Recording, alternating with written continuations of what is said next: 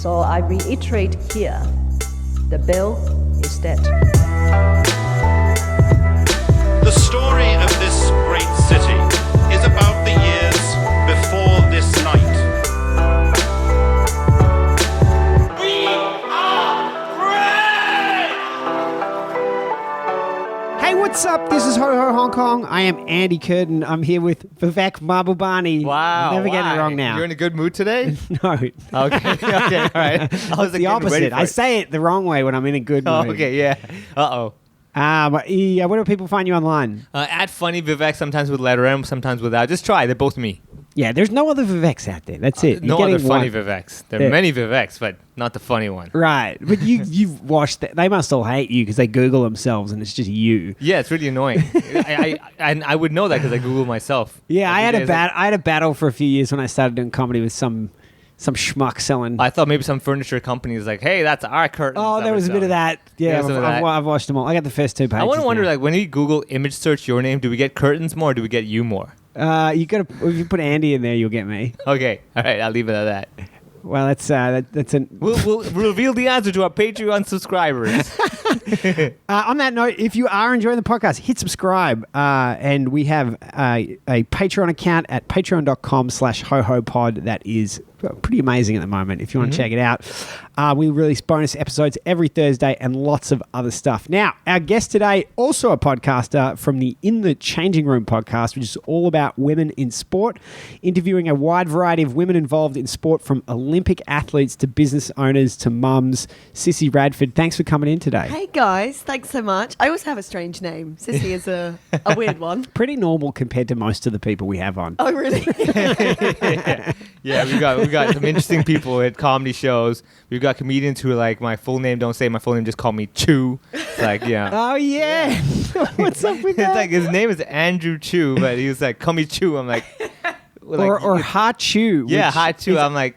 I'm like, is that a sneeze or do I sound racist if I ask that question? Exactly. Because so this is the thing. So I'll tell you, Andrew, when he first told me call me Ha Chu, I was like, are you ripping my funny Vivek? Like a ha and a chu? Or are you trying to play up the sound? But anyway, back to you. Well, thanks for having me. Yeah, no, Very it's... happy to be here. And so let's step into the Hong Kong history a little bit before we dive into it. How long have you been here? This is my 4th year. So January 2018, I moved here. So like 2 normal years, 2 weird years. Right. Yeah, exactly. Very And 1 year of being like, will I go, will I stay for Yeah. every Oh, day. that's every single person, Exactly, even exactly. even the local people with their Yeah, board. exactly. Yeah, right now everyone's like, oh, wait a second. I think I do it every year. Every year I'm like, I think this is it. You know, I'll head home after this year. Oh, yeah, but that... I envisage myself like 10 years time, like, well, it's You know, the funny thing is the people that don't do that, they're the ones that leave. yeah. Yeah. Usually the people who stayed in Hong Kong for like, 20 years, they're like, I thought I'll be here for 6 months. Yeah. Yeah. And I don't know what happened to me. I love the place. Oh, What do remember you when do here? I've been deliberating about leaving for 20 years. Yeah. Exactly. I remember when I first arrived, everybody I met was like, oh, you know, I thought I was going to do a year. This is my 7th. And I was like, what is Yeah. wrong with Yeah, you? what Like, is it? 7 when you first arrived seems overwhelming, and ridiculous, now it's like ridiculous. nothing. Yeah, I know. How funny. How funny. I Yeah. was like, do you not miss home? Well, Yeah. there you go. Yeah, I think it's more Hong because I was in Shanghai for 10 years. Oh, yeah. And there's a little bit of that, but not as extreme as here. Here, it's like people really... Because I think also Hong Kong's like, in a way... It's not the boldest move into Asia. Right, You're not like exactly. moving to a rural Yeah. village Yeah. or something like that. You know. Yeah, true, yeah. And there's plenty of people that come here really just for something else. They're like, I get this will be a good job for a little while or Yeah, something. yeah. And then, but it's a pretty great city. Isn't it? I do think love there's, it. There's plenty of people at home, for me anyway, that don't realize it's like that mix of East and West. So they're like, what do you do? How do you get by? Yeah. What language do you speak out there? I'm like, Yeah. oh, man. Yeah, there's so much you have to understand. And Stop watching the movies. Kong versus Godzilla was fake. Let it go. Let it go.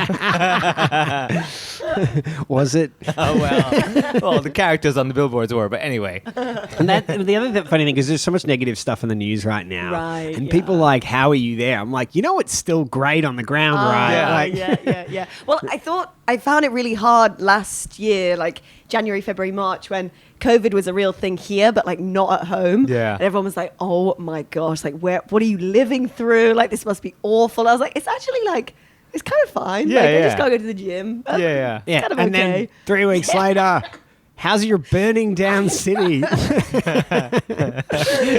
dear, but no, it's great. I love it here. Love it.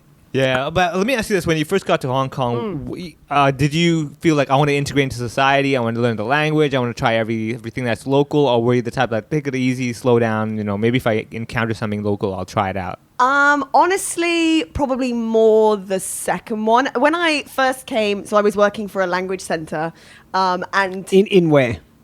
here When you first arrived? I mean, Hong Kong. Yeah, and where did you come from? I'm from the UK, Yeah, which city? Nottingham. Okay. Yeah. I was living in London before I came here, but from Nottingham originally. Yeah, and why did you move out here? So I Just wanted to see all of the places England owned at some point. Yeah. still doing it. No, I had in my head for so long that I wanted to go and teach English abroad.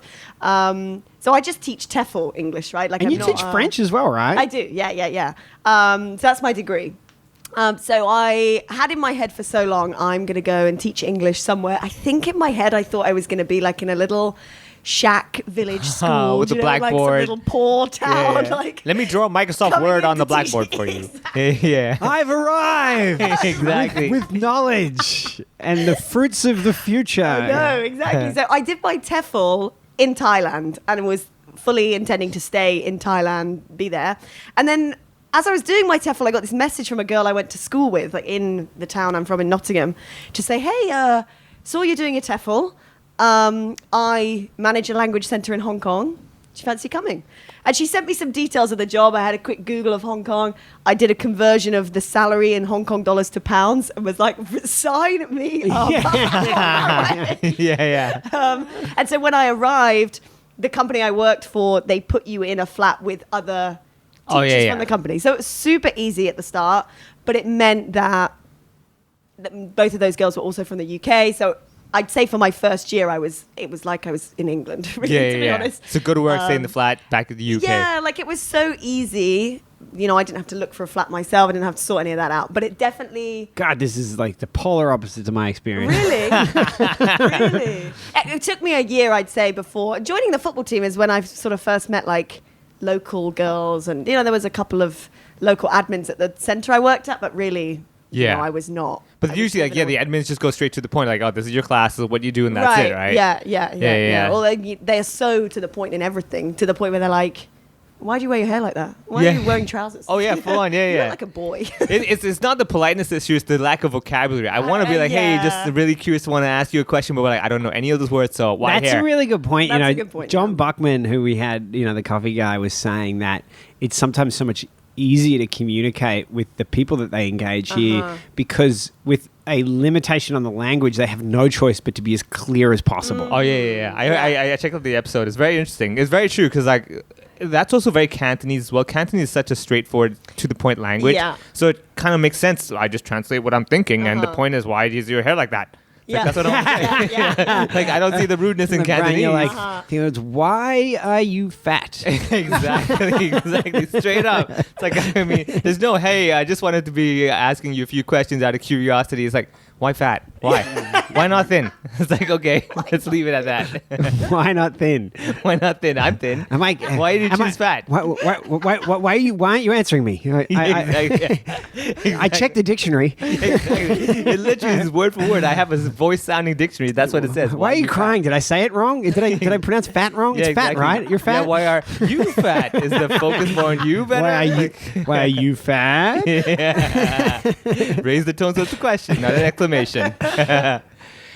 So the first year, and then eventually with the football and everything, you got to meet more locals, and you tried that. Yeah. Did you like immediately? I'm sure they were like, "Oh, you got to try this. You got to say that, learn this word, and stuff like that." Yeah, pretty much. And the local girls on our team find it very, very funny to teach you how to say. And you say it wrong, and they're like, "Ah!" So funny. But I'd say it took a little while. But Yeah. got there eventually. It's weird because like in Cantonese, when we see like non-Chinese speakers speak Cantonese and mess it up, it's Right. funny. But in English, Yeah. it's like, no, just bad pronunciation. That's about it. We're not gonna laugh at you, like, Yeah. right?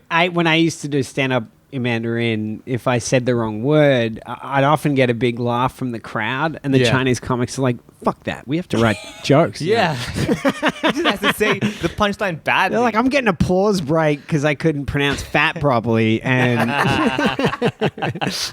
the power and benefits, man, of not being local. yeah, I was always just like, yeah, do it in English. Go try, see how it goes. Yeah. They're like, that's not funny at all. Maybe say it incorrectly. No, I mean for them to do it. Oh, I'm and then they getting get the a benefit. Oh, reward I get what you here mean. for trying. Hot you know. chew to that. Yeah. Anyway. Right. Oh God. All right. So because I'm always very curious to see like when people kind of get more integrated in local lifestyle and everything. What would like the languages? I'm always curious. Some people want to learn the swear words first. Yeah. Some people learn the same simple like yao lock getting off the minibus Uh-huh. as the original. Do you remember that first phrase? You were like, oh, this is a phrase I need. I Don't tell me it's like mgoy. think it might have Oh been, my god, that's honestly. Why? such a What's typical wrong with British. that? But- Because that's such a typical like British thing. I'm going to learn how to say thank you or excuse me. But you know what another typical British thing is? That I'm so scared to even say it now because I'm like, I think I'll just go with thank you because I Yeah. feel like I'm going to say it wrong or do Yeah, something yeah, stupid, yeah. which is so silly. Yeah. But I would say that teaching kids, I quickly learnt what like idiot is or like rude things Oh, yeah, are because yeah, they would yeah. chat to themselves about me or something. Yeah. That's funny. Yeah, or playing football as well because on our team we're sort of Western and local. Yeah. So the referee gets it in both languages. We have English abuse and Cantonese abuse. So I'd say I've picked up more rude things than anything. But yeah, Okay. thank you for sure. So I you picked up Cantonese basically. Yeah. I don't get it. Like, what do you mean rude things? Like, That's how- what I keep hearing. Is that's what I Cantonese love. is such a great language to swear I in. love it. Oh, Cantonese swearing is the best. Yeah. Like everything just hits you. You know, just like I even have a whole joke about the word tiu, you know, the Cantonese swear word for fuck. Because it sounds like the number 7, doesn't it? No, chut is means Oh. idiot, like toe chut. So stupid, right? Yeah, So yeah. tiu is like the thing with tiu is okay. So the joke is like this. Basically, if you want to learn tiu, when you let's say bump into someone, you just kind of go like tiu, and it's pissed off, right? Just like fuck. You say that to them? Oh, well, you say to you under your breath, depending on their body size, if they're kind That's of what fat. people You're have been like, saying when I walk yeah, around. exactly. When you're on stage, like, dude, you're like, oh, that's a weird boo. So this is the key. If you're friendly with someone, Right. and let's say they're late for a meeting or whatever, you don't just say "dew." You go "dew." You drag it out, so it's like a slow fuck. Right. This is what I teach people. Like the friendliness factor comes in the duration of your dew. So if I know you and we're friends and you're pissed off at me, just go like "dew." Take your time. But if I don't know you, you're a stranger, like "dew." So when people like, I would say like, if you want to do me, do slowly. Take your time, man. We're good friends. Don't just do. I remember my first 3 years in Shanghai, people were always like, Chinese people swear. And I was like, they don't. They never swear. And then I learned the swear words. I was like, oh, that's what they've been saying. So okay, so it's the same for everyone then, I guess. Right, The swear words yeah. automatically come by living in the city. Yeah. Okay, that's good. That's very healthy. That's good to know for self-defense as well. Yeah, So when people say yeah. stuff, you don't go like, I'm going. Yeah. You're like, okay, never mind. She doesn't But get what it. do you think would be a word beyond hello or thank you that you would learn first? In a different city? In any other language? don't know. What is Where's the my- what's the first I guess word that you would learn? the most typical Hong Kong thing would be like, where's my salary? Like, I haven't Oh yeah, I received can it. see you using that all the time. Yeah.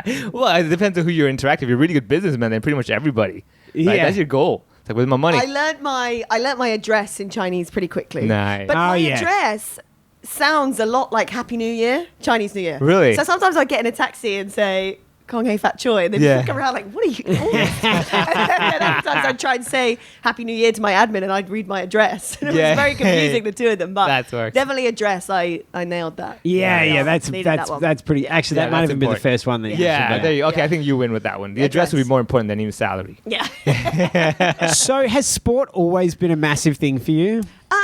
Sport, no. And I think that's why I'm so passionate about getting people to do it, because I was not really a sporty child. I think I was. So you're like a born again Christian.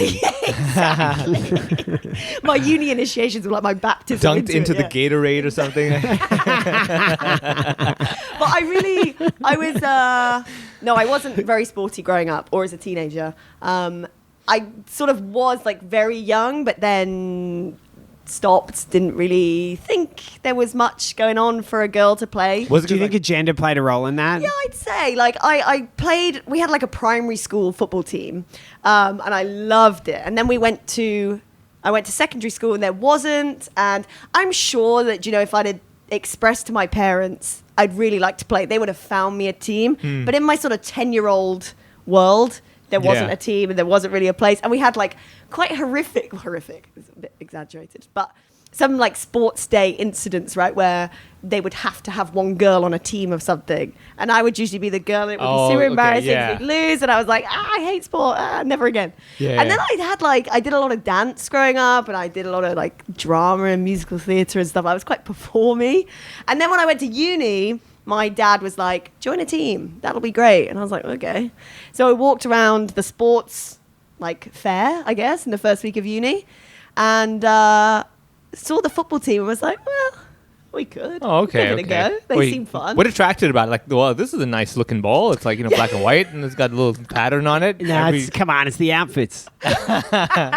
True. Same for anyone. Yeah. You just want the shorts and the shirt and the shoes and the socks. Don't The forget the shin socks. pads. Long socks, yeah. Covers the whole shin. I'll take it. I think I just remember walking around and I signed up for like netball and cheerleading and everything else I thought that I maybe should play. And then football was like at the end. And honestly, the group of girls that were on the committee at the time, the table, I think they were drinking, like they were just messing around. Like they weren't really trying to get people. They were just kicking a ball around. I Being mean, like, stupid. compared And to I was netball. Like, I like you. That's funny. Yeah. I mean, like, it's true. You don't need half your brain. You're only using your feet. Netball and stuff, you got to use your hands and your feet, right? You got to like netball run is- around do and throw there's it. so many rules like where you can go, like each position has to stay within certain lines. There's a lot of thinking in netball. Yeah. Because my sister used to play netball, and I was like, I don't want to be anywhere close to that game if you're playing it. Really? Yeah. I don't want to know anything about it.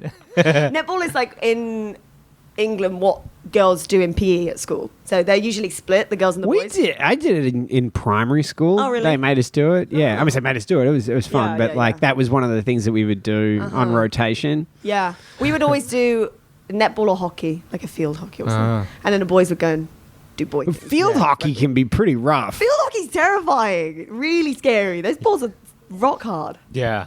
Ooh, I tried cricket before. That hurt. Oh, yeah. Those balls are hard as well. Oh, cricket's got to be the worst sport on the planet. Oh, yeah, It's yeah, so come on. bad. Yeah. It's so bad. I'm always Yeah. like, why are we watching this? This is horrible. Yeah. But people that do like cricket, they love Oh, they're cricket. crazy They're about like it. fans, Yeah. Die hard. Yeah, you can Yeah. always tell because they're boring. So, what was the genesis of the podcast then? I think I'd wanted to do a podcast for a few years. I love podcasts, love listening to them. And What did you like? What was really grabbed you? the first podcast I remember loving, do you know The Guilty Feminist? I don't. That I one is- don't. she's I know a guilty feminist, but I haven't listened to a podcast I yet. just used to find it super funny. And when I was finishing studying, I was driving from my uni in London back to Nottingham quite a lot. And I would just listen to that on repeat. And I loved it. And it was funny. And there was 3 or 4 women that were doing it. And they would do it live. They would do it not live. What's the opposite of live? Offline. Pre-recorded. Oh, yeah. And I think I just had it in my head, like that would be a really cool thing to do. And then thought about it for a couple of years in Hong Kong, my first few years. And then really it was when COVID happened last January, I was like, right, now's the time. You know, my work got super, super quiet. I honestly had more hours in the day that I knew what to do with. And I was like, this is it. I got to sort it now. I went through 3 or 4 ideas. And yeah, I think based like people I met in Hong Kong, women in sport, I thought this is a cool thing to do, to interview these people. So You know that what's was funny? it. 'Cause, like during COVID time, Melbourne Comedy Festival, just comedians in Melbourne came out with this whole new video saying like, please don't do new podcasts. Oh, it was great. Yeah. Really? Yeah, Yeah. I've got to send it to you. You'll love it. It's really, funny. really funny. And I was like thinking that when you said that during COVID, I'm like, this is such a Hong Kong thing. Like, you tell me I don't do it, I'm going to do 2. Yeah. I'm going to do 2 podcasts now. well, you tell me you don't know do it. that Amazon sold out of podcast microphones during the pandemic. Oh, Yeah. Yeah. I think I even said that when I put my first thing out. Like, I'm probably the only person in the world that doesn't have a podcast, so here is one. You know, Yeah. I did feel like, but I think that's part of what helped me to do it, because I think for so long I thought it was this very technical thing that you had to be quite specialist to be able to do. And then you listen to some 8-year-old doing it. You're like, I think I Yeah. can manage this. I think there was somebody I'd gone to uni with or school with that put one out and did it. I And was love like, that. "Do you know, if that person can do it, Yeah. I can Can do I it." tell you, 100% of people that do stand up come from watching someone else on stage and go, I can do that. I'm better than that guy. Yeah, that's all it takes. It's just, Competition. yeah, the only difference is there's a mic and I don't. That's all. Yeah. Yeah. So I just want to take this moment to shout out to all our Patreon subscribers that we would love you to like tell your friends to subscribe. I mean, support us so we can get better equipment to improve on what CC's saying. Like, if anyone can do this, we can do it. So, But having the good equipment makes a big difference. oh, yeah. damn right. Yeah. Yeah. So if you're enjoying the podcast, imagine how much better it would be on an H5N. No, what I love is recorder. this. So what we're doing is we've set targets, and so if we get 10 more subscribers from now, we're upgrading one of the microphones to a real high-end microphone. Okay, great. Yeah. And so what I like about that is it'll be like me speaking crystal clear, and then Vivek. Yeah. So you won't have to listen to Vivek's puns if you can hear It's terrible, man. hear the Australian twang and nothing else. No.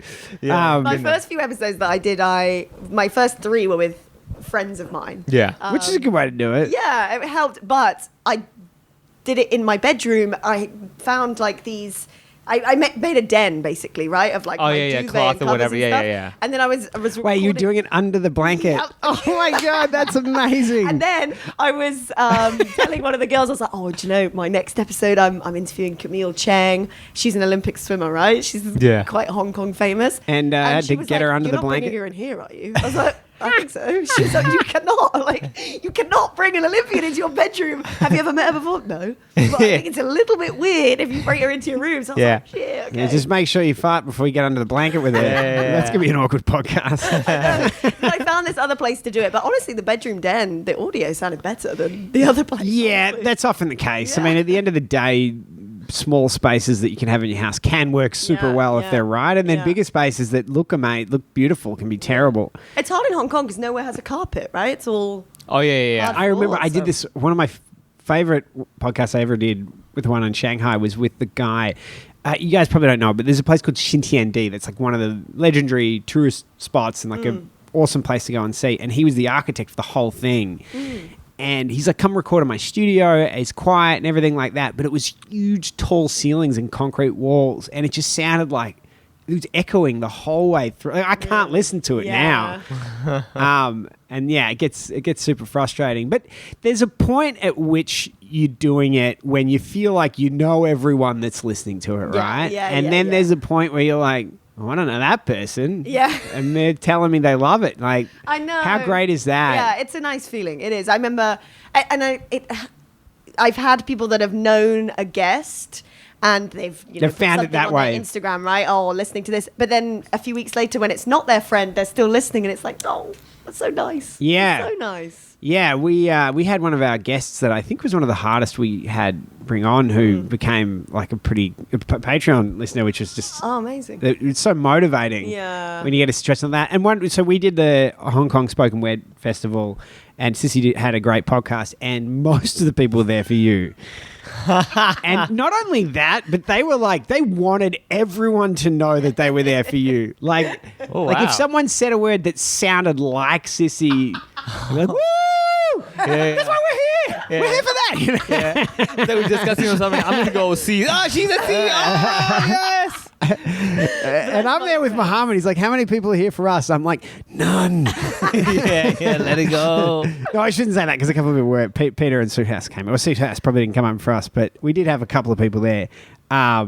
And I don't want to disrespect that. But when did you feel like there was a transition moment where you're like, this is really resonating with people?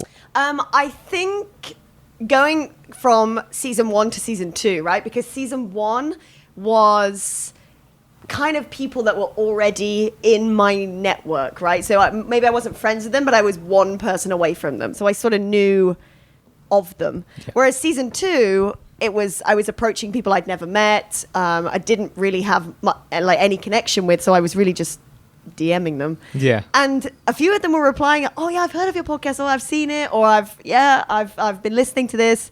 So I think that was for me like, oh wow, like people that I think are quite big deals in the women's sporting world know of this little thing. Like that's pretty cool. Yeah. So I think that moving to season 2, definitely. And then just being asked to do things like the other week, the Spoken Word Festival, or through other things like through Wise, this charity I work for. other people saying. I forgot to mention that. So you're involved with Wise HK, which That's is right, yeah. what is it? Women in sport. Yeah, empowered. Empowered, yeah. right? So for me, I always say that finding Wise was really the turning point of my Hong Kong experience, from going like, I'm just here to teach, I'll do a year, to contributing to society. Right, and doing a bit more, right? And so I found Wise really, really clumsily. I decided one day that I need to do more with my time, because when I was in England, I was doing bits of voluntary stuff, I was coaching, and I had a year in Hong Kong, and I was thinking, I just teach, I want to do a bit more. So I went on LinkedIn and honestly just typed in women in sport, found Alicia, who's the founder of Wise, and just messaged her. Anyway, ended up getting involved in Wise, and they're awesome. And that really changed my Hong Kong experience. And I met... Which Alicia is that? Alicia Loy. Oh, I don't know her. Yeah. I probably just butchered her surname. L-Y. Oh, yeah, Loy. Yeah, it's correct. Yeah. Loy. Okay. Yeah. It's usually Loy, right? Alicia So Luau. Louis. Is that the S? Let's not say her last name. But yeah, Wise is awesome. Wise is a charity. We do events for women and girls in Hong Kong just to do more sport. We're trying to run some programs and things. It's been a quiet year. Obviously, not much has been going on, but a lot of planning. But do you face a lot of challenges with more traditional families who are like, oh, I don't want my kids involved in this. This is not really important to us. For sure. Yeah. Because like, I think for a lot of local families, it's I don't want my daughter to be, bigger. I don't want her this to, is this is the best. I'm like, you think muscular is that easy to become? It's like I'm gonna go lift weights for a week, and all of a sudden, oh my god, I'm Arnold. Like, do you know how much creatine and protein I eat? And I have nothing. You think your daughter's gonna get jacked? Yeah, I'm not lifting 10 pounds. Yeah, exactly. Oh my god, I did shoulder presses today. I'm in trouble tomorrow. Yeah. So you do get a lot. So because even with comedy, you know what's weird is that in comedy, especially Chinese comedy, we don't have that many female comedians. A lot of it is because number one, society, it's not common, and number two, also the idea of like, oh, if I'm on stage and I'm too funny, it's actually been a real issue that I may never get married because like no one wants a funnier wife. I'm like, well, you don't know enough men to judge like that, right? Yeah, so a lot of comedians would love to have like someone funny and be like, I'll take that bit. You stay at home. I'm gonna try to I could not date a comedian. I mean, that's like, that bit is funny, but she's taking it. Yeah, because anything happens, you're like, you're gonna use that. Yeah, you're gonna use that. Yeah. Legend's terrible. You're gonna use that? No, okay. Yeah, okay. So you do for same thing. sure. Stereotypes, everything like that is much greater here, I think, and we are really trying to do more for the local scene, because a lot of our events, we have a lot of Western families that come, or Western girls. But I think one of the things I've realized is because Hong Kong culture is so competitive, right? That from 5 years old, they want to be the best. Their parents tell them they need to be the best. That I think a lot of the time when people don't think they're going to be an athlete, they kind of think, well, what's the point? Why am I going to waste my time playing this sport? Yeah, I'm not going to the Olympics. I'm going to be the best. I'm not going to the Olympics. So what's the point? So I think we are trying to show, we do women, right, that it doesn't matter. There's still lots of things you can take from it. But their mentality, I think, is, well, if I can't take like success from it, then it's not for me. It's like if I don't go all the way. I would go the other way and be like, so what's the other thing you're doing? You're not going to be the best in the world at that either. Right? Yeah. Exactly. Hate to break it to you. Yeah. But your job in the accounting firm, it's not the Olympics. Yeah. Calculator's going to outdo you every day. Do you find that there's another side to that coin, though, in that once they do get hooked in it, they're very competitive? They keep that competitiveness? Certainly once you get into something, yeah. But I think as well, and I think this is a girl thing, more a local thing as well. People don't want to look stupid, right? People don't want to make a fool of guys don't like that either. Well, we don't like want to those look guys, stupid. those idiot. Yeah, it's like we don't want to look stupid. Yeah. They just usually end up looking That stupid. totally, one of the first jokes I ever wrote that really reminds me of that is like just how bullshit cultural differences that we think are. Like the huge thing is Chinese people don't like losing face. It's like no one likes losing face. Yeah, that's true. No one does. Yeah, that's true. It's not a culturally unique quality. Yeah, oh my gosh, I don't like it. Yeah. I won't even say I'm Goy. There you go. So much face right I'm in the now. taxi sweating about what I'm going to say when I get out. Yeah, like just look, just use That's Google. so funny. I remember being like that. You see that you prepare all sentences. You're going to ask him. I'm going to ask him about his kids. He got kids. Is he married or anything? And then you just go, bye. Thanks a lot. Thank you. So same challenges, especially with women, like not wanting to look silly or Yeah, whatever yeah. doing sports. But then, have there been breakthroughs that you've seen people who've come in like kind of shy, kind of not really knowing what they do, but something like wise or whatever, you guys have changed this person completely? Oh, I don't know if there have been breakthroughs for sure. We do, one of our main things that we do is mother and daughter sports day events, right? Oh, wow. So a lot of the time you'll get the mums turning up and they've dragged their daughter out, right? And the child is like hiding behind mum's legs at the start, like, please don't make me do this. And then by the end, they want to go, they're running around, that sort of thing. But I'd say what we do, I think is incredibly beneficial, and I think it's great. And we're trying to do more stuff with teens now and sort of young adults at university age. We've got a few things in the works, so I think so. Yeah. I mean, so like in Australia, and I imagine it's pretty similar in England. It's like sport is just so embedded in the culture. Like Yeah, Saturday sport's compulsory in school. Yeah. You have to do it. But sports is embedded in the culture if it's in your culture in England, right? If you're either sporty or you're not. I really do think there's a difference. Something like a World Cup, anybody gets in. My mum hates football, hates sport. There's a World Cup. She's a diehard England fan all of a sudden, right? So World Cups, people kind of get into it. But World Cup shit, you walk out, she's got the red paint on her face. Yeah. Hey, what's up, Cissy? she's got 3 lions tattooed on her arm. But I think if you're a sporty family, sport is a huge part of your life. But if you're not, it's really... Interesting, yeah. No. No, but it's mandatory in most Australian schools. Really? Yeah, absolutely. And it's really hard to get out of it, actually. Huh. And the thing that I always think about is like, even though you didn't get that great at it, you learn, like, I have 2 kids, and the one thing that I want to teach them, like, I want them to find interest in something and then be like, if you try to get good at it, like learning to get good at something is super valuable. Yeah, and like yeah. they're the kind of lessons that translate from sport, I think, Yeah, anyway. for Not just sure. sport. Actually, even just like playing an instrument, I think is the same. But just like, you know, just try to really advance yourself and then plateau and try to hit another level and Yeah, like that yeah. mindset. They're the kind of things you can pick up from sport. For sure, yeah. That's one of the things I love the most about sport is the transferable things that you can learn. Yeah, the right? mental game, right? Right, yeah. Yeah, because I think that's exactly. another thing. Before the podcast, you were mentioning about the mind game, the mental game, and everything with sports. I think this comedy, everything is basically like it's all in your head. Yeah. Ultimately, yeah. right? Oh, yeah. So, have you found that nowadays you're actually spending more time maybe explaining these concepts to participants, or you're exploring it more like the mental game of sports rather than actually going into the field and running around? For myself, Yourself, and also maybe just any events are involved. Do you like, okay, let's say soccer practice would be, let's go kick the ball around. Right. Now, would there be times like, hey, for soccer practice for the first half an hour, let's sit down and talk about these topics. I Yeah. want you guys to get in your head correct. Do you see a shift in focus of less movement, more talk? yes, I would say yes. Yeah. So I actually coach a women's team at the moment. What age? They are. I think we have someone in their 40s and then Oh, down they're to adults, 20s. adults. Yeah. So my football team. So basically, my team, we are quite a Western kind of team, right? So we tend to have a lot of people come to us over the summer for like preseason stuff that want to play. And when we moved into Division 1 that we're in now, we kind of had to be a bit more serious, right? Yeah. We kind of had to want to take this seriously. We want to win. We want to train quite. Not just drinking. Not just get pissed. Yeah. But we get a lot of people that come and they want to do that. And we didn't want to turn them away. So we set up this like social team that we take it in turns to coach, right? But it's predominantly me.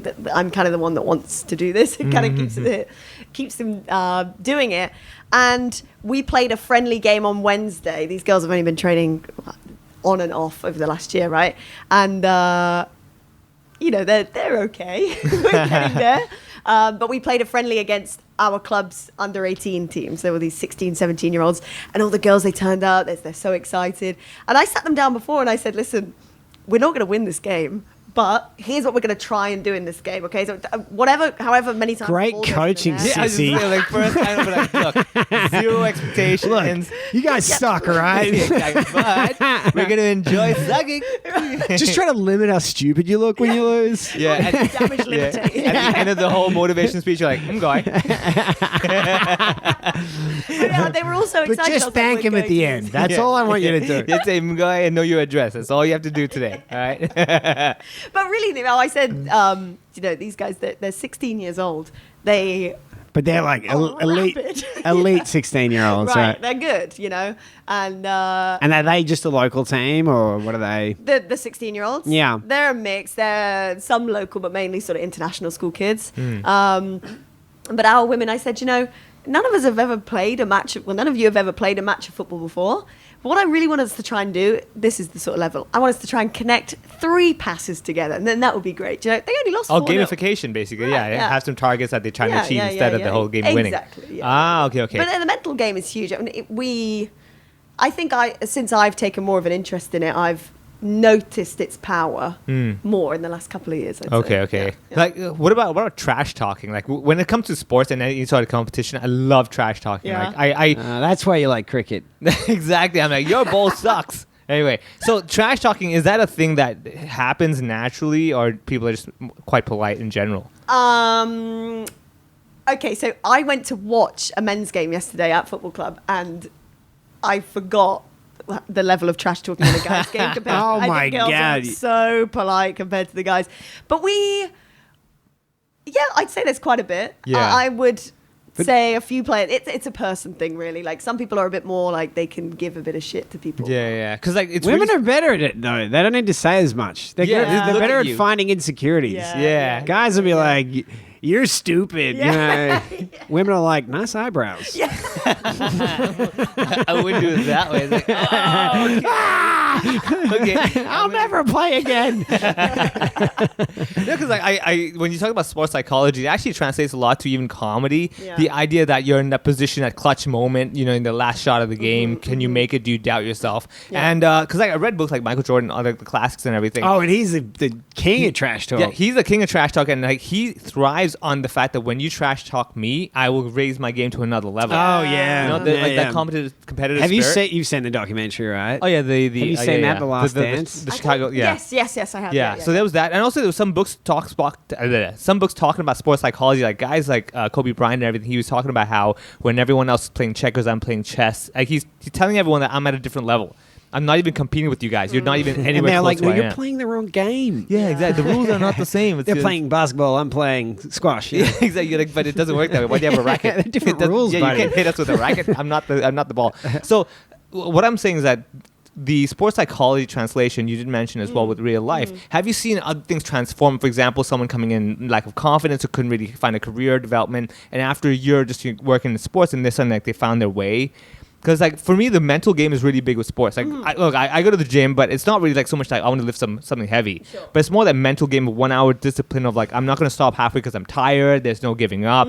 Finish that rep. You did 8 last time. You hit 8 or Also, just not forget about what on the day. It's going back every day. Like Yeah. it's the ongoing Routine. commitment that's really. I think Yeah. that's the mental game. Yeah, It's yeah. like when you're wrecked and Like- you go, I just stopped for a month or whatever. Yeah. And I think one thing that team sports has taught me is just showing up for other people, not just yourself. Yeah. Right. So Yeah, that's a big factor, right? Being a team player, I think, is such an important thing to Yeah. learn. On Saturday night we had a game against a super hard team. We barely had any players. So much of me wanted to not go to this game because I was like, we're going to lose. We've got to go so far. I'm going to be late anyway because I have to work.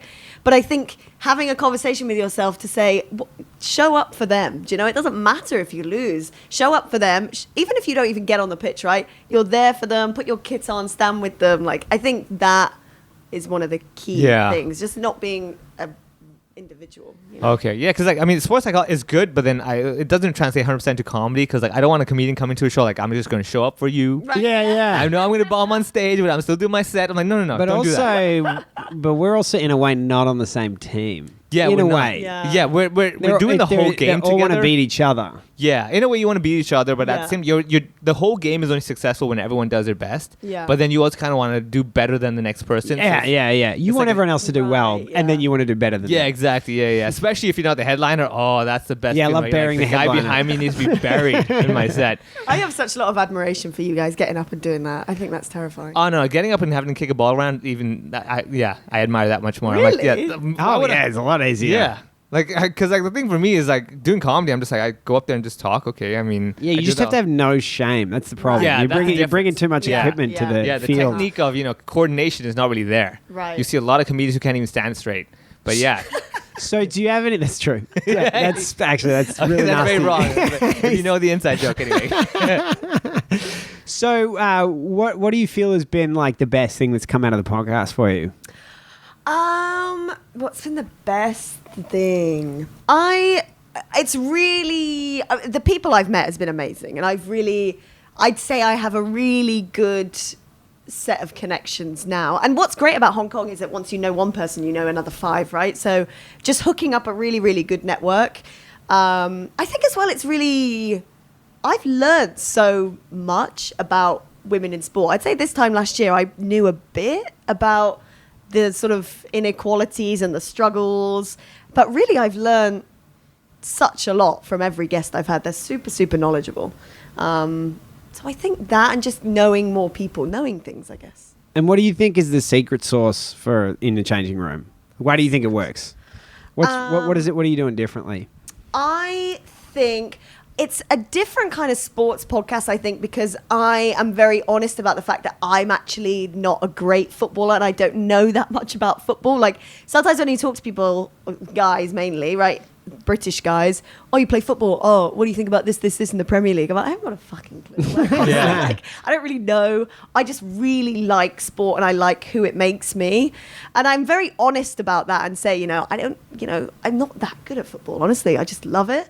And I've had a lot of guests on and we've been very honest about that and said, we make a fool of ourselves sometimes, but actually one thing it's taught me is this. So I think it not being a super niche sports podcast, it's more like it's okay, to be average at something and still get a lot from it. But it seems like you're not average at it at all, Well, what do you think makes a good podcast or a good podcast episode? Like, what do you look for and you're like, I'm going to take notes now. Go ahead. Yeah. And can we do it? No. I think I always know just before I record whether it's going to be good or not. Do you know that 10-minute chat before, when you have with someone before? I get a sense of this is going to be. What is an indication that it might not go well? Maybe you're not that you're not getting on, but that you don't like bounce off each other straight away. Or just like one word answers for everything. Right, and it's kind of like, there's no real. I don't know. I want to say the word banter, but you don't get excited like when you're talking with them. Just like, okay, I'm going to try to drag stuff out of them. That's the issue. Yeah. So. I think what makes a good podcast episode is a good rapport between people. That's a pretty textbook answer, isn't it? Yeah, well, I mean, sometimes cliche stuff is true. I always think about that. Like, the older I get, the more the cliche statements, I'm like, God, they're right. Yeah, right, yeah. Totally, and then you start telling it to the younger generation, you're like, I've become one of them. I know. My sister is like a sucker for all that stuff. She put on her Facebook wall, like, life's not learning about waiting for the storm to pass. It's about learning to dance in the rain. I was like, damn it. That's way too long. But I cannot agree with that. I can't even she's going to see the notification. Yeah. And she's like, you liked it. Putting up another one. Yeah, like, no, don't encourage You're feeding it now. Yeah. Feeding the base. Have you had a guest that has said something that has kind of made you go like, wow, that's exactly what I've been kind of like a missing link? Because that's another thing I find as well when I, like, say, again, talking to different people and they just have that one phrase that just clicks in your head and you're like, oh, wait, that puts everything into perspective for you. Yeah, something connects the dots for you. I get that a lot. Yeah, totally. Yeah. So the way I do my podcast is the first thing on the episode is something good that they've said from the episode, right? And then it's like a little, almost like a teaser. Yeah. And there are some guests where I listen to the whole thing, I'm like, what? Oh, this is so bad to say. What bit will I put at the start, right? Yeah. Yep. And then there are other guests where I'm like, wow, everything you say is so great that I want to put it at the start. I used to do the same thing, and I used to have the same problem. Yeah. Yeah. So bad, isn't it? And you're like, wow, I can't find 10 seconds that are interesting out of this hour-long podcast. Why is anyone going to listen to I this? say something good. I'm like, can I put me at the But start? you know what the other side of it is, though, is that there have been times when I've made a podcast and I'm like, I don't even know if I'm comfortable putting this out. Really? And friends of mine that have more experience with it or were at the time would be like, the timetable's very important. You just get something out there, and then you put it out, and people are like, oh, that was my favorite. Yeah, totally. you don't always hear the whatever insight is being shared for sure. Actually, that's one thing I've learned is that I think we're too hard on ourselves all the time. I will sit like slating an episode that I'm like listening back to. I'm like, oh, it's so boring. It's so awful. And as you say, then people are like, that was brilliant. I loved this bit. And I'm like, Loved it more than the other ones. I was like, did you hate the other ones? I know. I'm like, what about the other one? Yeah. That other girl, she has 20,000 followers on Instagram. Don't you like that one? They're like, Yeah. no, I like the normal girl with 50. I'm like, Yeah, well, it's because you're connecting dots on stuff you already know. It's sort of everyone knows different things, and there's a bit of insight into Yeah. listening to anyone speak for a while. Well, I loved the live podcast you did the other week, and thank you so much for coming on today. oh, It's guys, been it's fun. really awesome.